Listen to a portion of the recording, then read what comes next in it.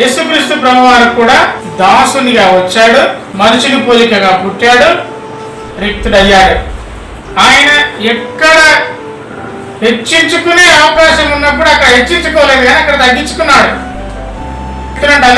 అలానే కదా, ఎక్కడ నీవు హెచ్చించుకునే అవకాశం నీకు దొరుకుతుందో అక్కడ తగ్గించుకోవడమే కదా రిక్తుని లక్షణం. ఎక్కడ నేను తగ్గి ఉన్నానో అక్కడ హెచ్చించుకోవడానికి గర్వమవుతుంది. ఎక్కడ నేను హెచ్చింపునకు గురవుతానో అక్కడ తగ్గించుకోవడం రిక్తుని స్వభావం. ఆయన ఎక్కడ హెచ్చించుకోవాలో, ఎక్కడ హెచ్చించుకునే పరిస్థితి ఉన్నదో అక్కడ తగ్గించుకున్నాడు. ఆయన కుష్ఠరోగికి పోవడానికి వెళ్ళాడు, తగ్గించుకున్నాడు. ఈ మనసు మనం కలిగి ఉండాలి. యేసుక్రీస్తు ప్రభువారు కలిగి ఉండి మీకు ఛాలెంజ్ విసిరాడు, మీరు ఆ మనసును కలిగి ఉండాలి.